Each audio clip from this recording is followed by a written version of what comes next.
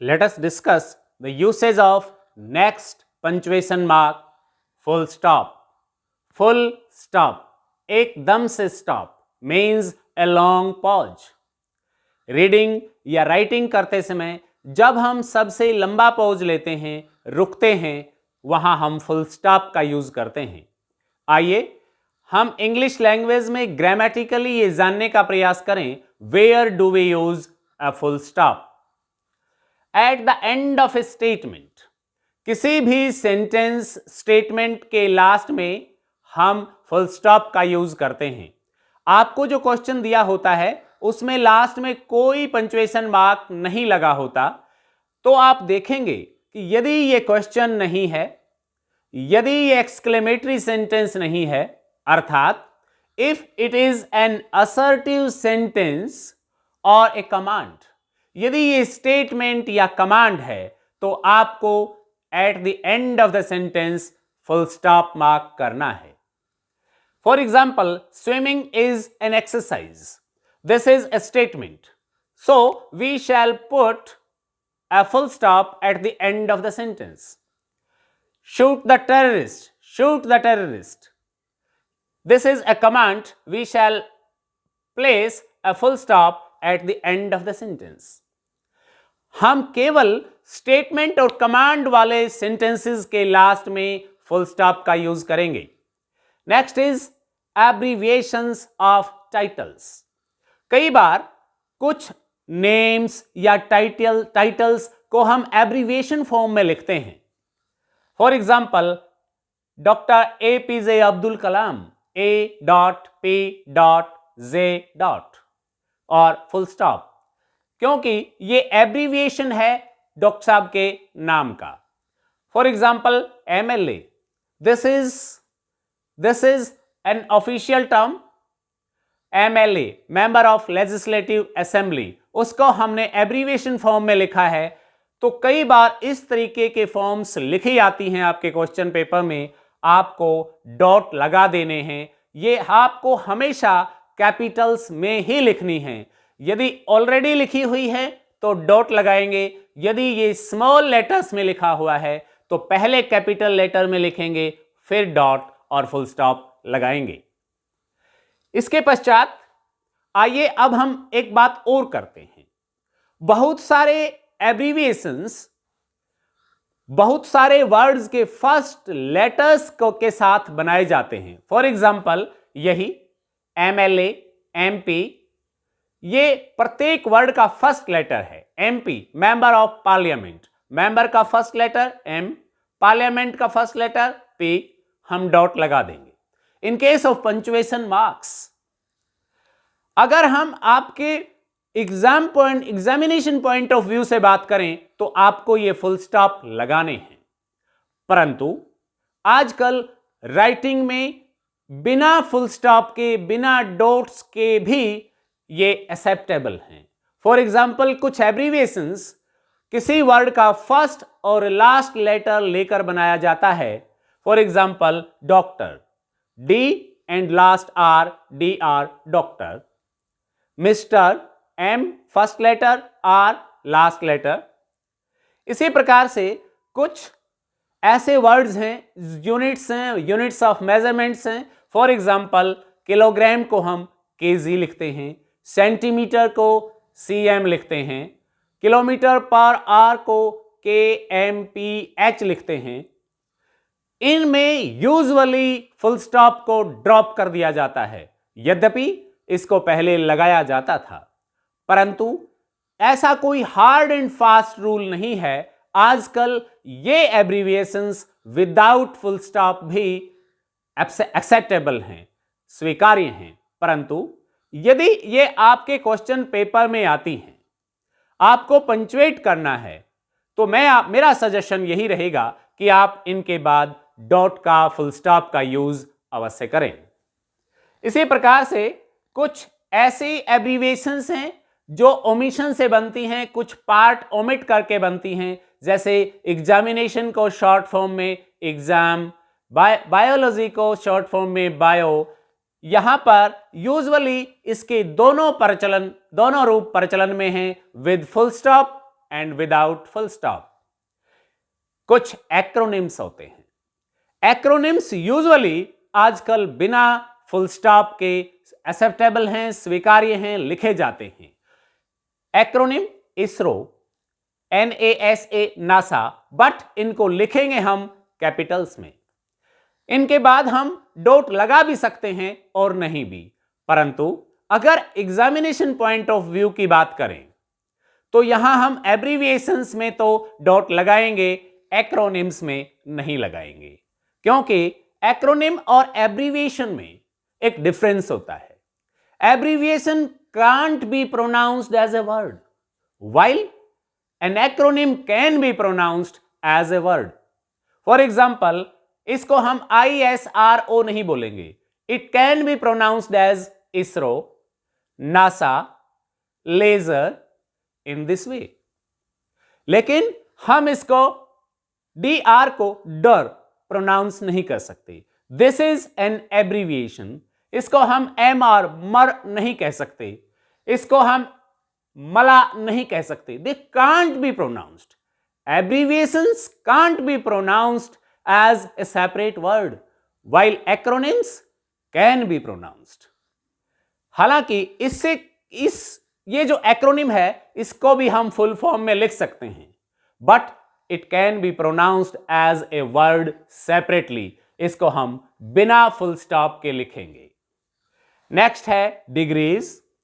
बहुत सारी डिग्रीज अक्सर पंक्चुएशन में लिखी आती हैं। वहां हम for example MA, B.Ed, MA dot dot B.Ed, ed जो है वो एक ही वर्ड से लिया गया है, एजुकेशन से, बैचलर ऑफ एजुकेशन, तो B.Ed के बाद डॉट लगाएंगे। कई बच्चे यहां B फिर E के बाद फिर D के बाद डॉट लगा देते हैं, जो कि गलत है। PhD, यहां भी बच्चे इसको इस प्रकार से लिख देते हैं PhD, जो कि गलत है, क्योंकि PH एक ही वर्ड से बना हुआ शब्द है, फिलोसॉफी, डॉक्टर ऑफ फिलोसॉफी। इसको हम PH को अलग से लिखकर डॉट लगाएंगे और D को कैपिटल अलग से लिखकर डॉट लगाएंगे, MBBS dot dot dot dot. इसको भी, ये भी एक एब्रीविएशन है, bachelor of medicine and bachelor of surgery. इसको आजकल वैसे तो बिना फुल स्टॉप के एक्सेप्ट किया जाता है, but in case of A question of punctuation और पंक्चुएट द फॉलोइंग, अगर ये शॉर्ट स्मॉल लेटर्स में लिखा हुआ है तो आप कैपिटल लेटर्स में लिख दें with dots. This is acceptable and you will get full marks while using full stop in this way. Wish you a very good morning. Dear students, we have learnt the usage of capital letters and full stop in the previous video. Now, we are going to learn the usage of all the remaining punctuation marks. And at the outset, comma. What is comma? As you have known that this sign is known as comma. Where do we use comma? We use comma for a very short natural pause in a sentence. For example, first of all, it is used to separate more than two items in a list. किसी एक sentence में कुछ items की, कुछ nouns की list है, कुछ pronounce की लिस्ट है, या किन्हीं की भी कोई लिस्ट है और उस लिस्ट में मोर देन टू आइटम्स हैं और लास्ट का आइटम, लास्ट के टू आइटम्स के बीच एंड भी है एज ए कंजंक्शन, तो हम उस एंड से पहले वाले जितने भी आइटम्स हैं उनको कोमा से सेपरेट करते हुए लिखेंगे, ताकि कम्युनिकेशन करते समय या रीडिंग करते समय हम अच्छे से उन आइटम्स की लिस्ट को समझ सकें। फॉर एग्जाम्पल, यहां पर एक अनपंक्चुएटेड सेंटेंस मैंने लिया है, जैसा कि आपके एग्जाम में पूछा जाता है। अभी तक के सीखे गए रूल्स को हम अप्लाई भी इस पे करते रहेंगे।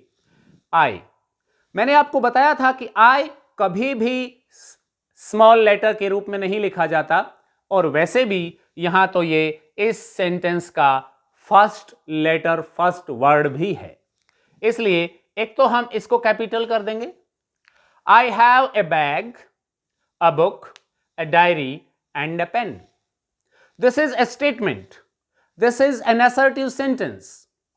दूसरा काम हम करेंगे, इसके लास्ट में हम फुल स्टॉप लगा देंगे, इसको हम पंचुएट कर रहे हैं। और तीसरी चीज, यहां पर 1 2 3 और 4 आइटम्स की एक लिस्ट है, स्टेशनरी आइटम्स हैं, उनको हम सेपरेट करने के लिए कोमा का यूज करेंगे। I have a bag, comma, a book, a diary and a pen. Last की 2 आइटम्स को इस कंजंक्शन से सेपरेट किया हुआ है, इसलिए we need no comma here. अगर हमारी इस लिस्ट में if there are 4 items, we need 2 commas. If there are 10 items, we need 8 commas. If there are 50 items, we need 48 commas. इस प्रकार से हम इनको अलग कर देंगे। Now this sentence is well punctuated sentence. अगर हम इस तरीके से कर देते हैं, we will get full marks. Next is, comma is used to separate phrases और clauses within the sentence। एक ही सेंटेंस में यह केवल वर्ड्स को सेपरेट करने के लिए यूज नहीं किया जाता, बल्कि phrases और clauses को भी अलग करने के लिए यूज किया जाता है। जैसे आइए हम एक सेंटेंस देखते हैं, all kind of people और all kinds of people, high and low, rich and poor, old and young are equal before law। Law के समक्ष सभी एक समान हैं, चाहे वो ऊंची जाति से संबंध रखता है, चाहे नीची जाति से, चाहे वो रिच है, चाहे वो पुअर है, कोई फर्क नहीं पड़ता। इस सेंटेंस में 3 फ्रेजेस हैं जो कि नाउन फ्रेज हैं और किससे जुड़े हुए, एडजेक्टिव फ्रेज हैं, किससे जुड़े हुए हैं, एंड से जुड़े हुए हैं। हाई एंड लो ये एक फ्रेज है, रिच एंड पुअर ये दूसरा फ्रेज है, ओल्ड एंड यंग ये तीसरा फ्रेज है। एडजेक्टिव, कंजंक्शन, एडजेक्टिव, इन तीनों फ्रेजेस को हम सेपरेट कैसे करेंगे? With the help of comma. इसलिए यहां पर हम कोमा लगा देंगे। High and low, rich and poor, old and young are equal before law. तो यहां हम फ्रेजेस को सेपरेट करने के लिए भी कोमा का यूज करते हैं। आइए अगला सेंटेंस देखते हैं। इस सेंटेंस में हम एक ही सेंटेंस में क्लॉजेस को अलग अलग करने के लिए कोमा का यूज करते हैं। आई हैड माई ब्रेकफास्ट, एक प्रोसेस बताया हुआ है, क्या किया मैंने? आई had my breakfast, set my camera and started shooting videos. 3 action हैं जो कि एक के बाद शुरू होते हैं, और सब्जेक्ट वर्ब एक एक क्लॉज है। तो इसलिए I had my breakfast comma एक clause, set my camera means I set my camera second clause, and started shooting videos. इस प्रकार से हम इन क्लॉजेस को भी कोमाज की हेल्प से सेपरेट करते हैं। और एट लास्ट, चूंकि ये असर्टिव सेंटेंसेस हैं, चाहे वो सिंपल हो, कंपाउंड हो या फिर कॉम्प्लेक्स हो, लास्ट में हम फुल स्टॉप अवश्य लगाएंगे। आइए थर्ड यूसेज देखते हैं कोमा का, to shut off a word of address. कई बार हम किसी को बुलाते हैं, मोहन यहां आना, मोहन कम हियर। तो मोहन और कम हियर को यहां पर वर्ड ऑफ एड्रेस है मोहन, वो सेंटेंस के बिगिनिंग में है, ये सेंटेंस के एंड में भी हो सकता है। Come here Mohan, it doesn't matter, चाहे वो बिगिनिंग में है चाहे वो लास्ट में है। आइए यहां पर हम 2 सेंटेंसेस को पंचुएट करते हैं। पहला सेंटेंस है could you help me Ram, ये अनपंचुएटेड सेंटेंस है। सबसे पहली नजर हमारी जाएगी proper noun Ram, name of a person, और वो स्मॉल नहीं हो सकता फर्स्ट लेटर, यहां पर इसको हम कैपिटल कर देंगे। Could you help me Ram, यहां पे पूछा हुआ है, रिक्वेस्ट की हुई है और मॉडल वर्ब से शुरू है, एक क्वेश्चन है, इस तरीके से शुरू कर देंगे, इंटेरोगेशन साइन लगाएंगे यहां पे। Could you, first letter, first word का फर्स्ट लेटर कैपिटल करेंगे। Could you help me Ram, is it complete, is it punctuated now? No. क्यों? क्योंकि यहां पर ये राम वर्ड ऑफ एड्रेस है। इसको हम इस सेंटेंस से अलग करेंगे with the help of a comma. Next, Harshit, come here. Harshit is also a proper noun. We have to make it capital. Harshit, come here. Full stop. An imperative sentence. Come here, an imperative sentence. Harshit is a name of a word of address. So we have to separate it with the help of a comma. Harshit, come here. In this way, we use comma in different sentences, keeping the usage of comma in our minds. आइए commas के कुछ और usage हम देखते हैं। A comma is used after an introductory word in a sentence. For example, yes, आगे कोई sentence है, no, hello, hi, और उसके बाद कोई सेंटेंस है, तो ये जो इंट्रोडक्टरी वर्ड्स हैं, hello, hi, well, yes, no, इसको हम रेस्ट ऑफ द सेंटेंस से सेपरेट करेंगे with the help of a comma. Next is date and year. In letter writing और anywhere else we separate the date and year with a comma. We separate, otherwise ये mixup हो जाएंगी और हम समझ नहीं पाएंगे, इसलिए हमें इस डेट को इस ईयर से सेपरेट करने के लिए कोमा का यूज करना पड़ता है। Apposition, if two expressions are in apposition, are opposite to each other, then we use comma. For example, there is a sentence, Mr. Naresh Mehta, the DPC, was the chief guest. Someone asked me कि कल के event में, कल के function में who was the chief guest? तो मैं बताऊंगा mister Naresh Mehta was the chief guest. तो सामने वाला पूछ सकता है who is mister Naresh Mehta? Mister Naresh Mehta the DPC। यहां पर ये जो एक्सप्रेशन है मिस्टर नरेश मेहता और द DPC, जो इनका रैंक है, डेजिग्नेशन है, इसको हम सेपरेट करने के लिए कोमा से सेपरेट करेंगे और लास्ट में हम इस सेंटेंस को फुल स्टॉप से एंड करेंगे। नेक्स्ट देखिए, question tag. In case of question tags we separate the positive and negative, positive statement and the negative statement of the question as a question tag. The news is true, isn't it? First of all, we have to separate this positive statement with this question tag, and we shall end it with a mark of interrogation or a question mark. Next is direct speech. आपने देखा होगा reported speech के case में, narrations के case में direct speech में reporting verb को reported speech से अलग करने के लिए हम कोमा का यूज करते हैं। इस तरीके का एक सेंटेंस आपके एग्जाम में अवश्य पूछा जाता है। अनपंक्चुएटेड सेंटेंस आपको दे दिया जाता है, यहां पर हो सकता है स्मॉल एच दे दें, आपको फर्स्ट वर्ड का फर्स्ट लेटर होने के नाते इसे कैपिटल करना है, he said. Then this is reporting verb and this is report speech. इसको अलग करने के लिए we shall use a comma. I is never used as a small letter, capitalize it and close the statement in the inverted commas. I am an assertive statement, so we shall use full stop. Full stop को इन inverted commas के अंदर close करना है। कई बार बच्चे पहले inverted commas लगा देते हैं फिर full stop।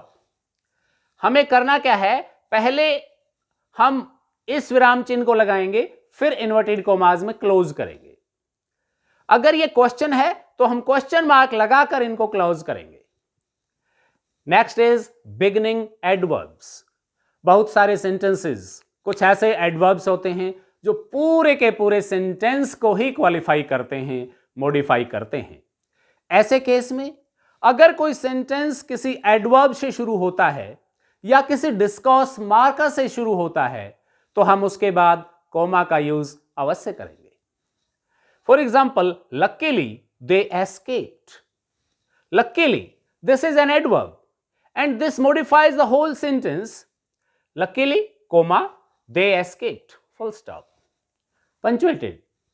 Fortunately, however, moreover, in this way. इस प्रकार से हम यदि किसी सेंटेंस के बिगिनिंग में कुछ एडवर्ब्स का यूज करते हैं या कुछ डिस्कॉर्स मार्कर्स का यूज करते हैं, use comma after them. This is all about the usage of comma in English language. Keep in mind all the rules and punctuate the sentences given to you. Next punctuation mark is semicolon. Semicolon में एक ऊपर dot लगा होता है और नीचे coma. इनके combination को हम सेमीकोलन कहते हैं।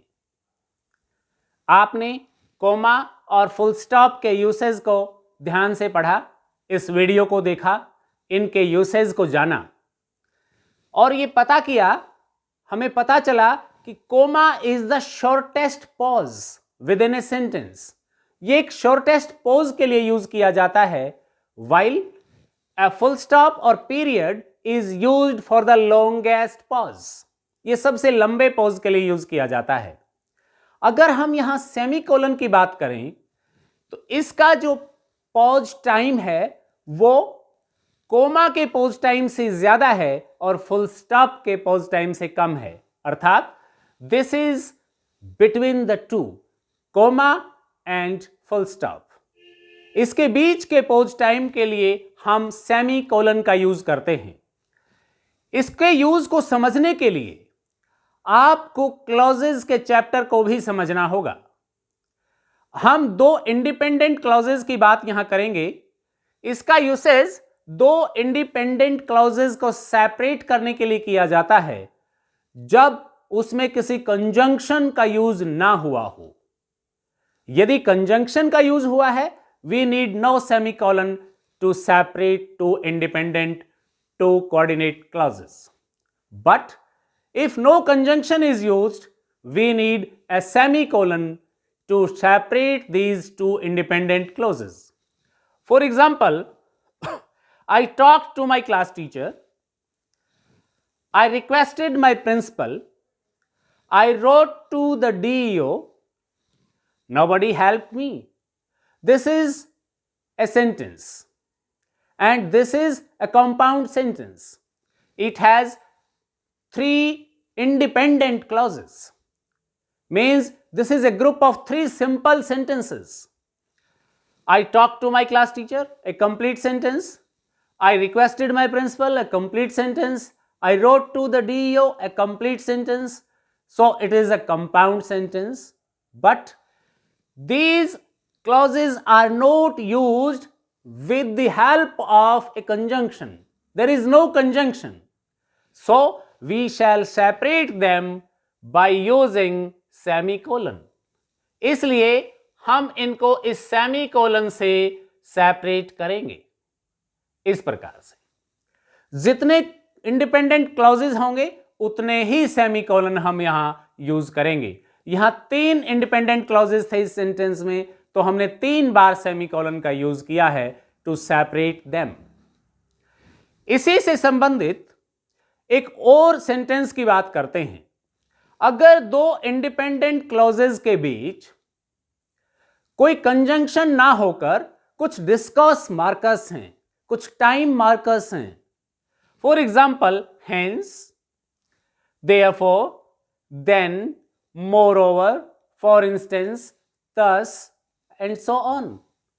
दो इंडिपेंडेंट क्लॉजेस के बीच में अगर ये डिस्कस मार्कर्स हैं तो हम इनसे पहले सेमीकोलन का यूज करेंगे उस स्पेसिफिक सेंटेंस में। For example, you have already taken 2 days leave. आप पहले से ही 2 दिन की छुट्टियां ले चुके हैं। You have already taken 2 days leave, this is an independent clause, hence you can't be given more, इसलिए आपको और छुट्टियां नहीं दी जा सकती। इन दोनों इंडिपेंडेंट क्लॉजेस के बीच में एक ये डिस्कोर्स मार्कर है, हेंस, रिजल्ट मार्कर है, हेंस। इसलिए अगर इससे ये ज्वाइंट हैं तो इस हेंस से पहले हम सेमीकोलन का यूज करेंगे और इस डिस्कोर्स मार्कर के बाद हम कोमा का यूज करेंगे, जैसा हम कोमा के केस में डिस्कस भी कर चुके हैं। Semicolon and then comma after discourse marker. इन डिस्कोर्स मार्कर्स के बाद कोमा और पहले सेमीकोलन का यूज होगा इन ए कंपाउंड सेंटेंस। आइए एक और एग्जांपल के द्वारा इसको समझने की कोशिश करते हैं। I carefully read the message. Somebody sent me a message or texted me a message. I carefully read the message twice. मैंने मैसेज को बड़े ध्यान से 2 बार पढ़ा। However, I couldn't take away the meaning. फिर भी उसका मीनिंग मुझे समझ नहीं आया। I carefully read the message twice. However, ये डिस्कोर्स मार्कर है, इससे पहले हम यहां पर सेमीकोलन का यूज करेंगे और इस डिस्कोर्स मार्कर के बाद कोमा का यूज करेंगे, एंड में हम फुल स्टॉप लगा देंगे। इस प्रकार से आपने देखा कि सेमीकोलन का यूज हम कहां करते हैं? बिटवीन 2 इंडिपेंडेंट क्लॉजेस और before discourse markers used in the middle of the sentence or between 2 independent or coordinating clauses.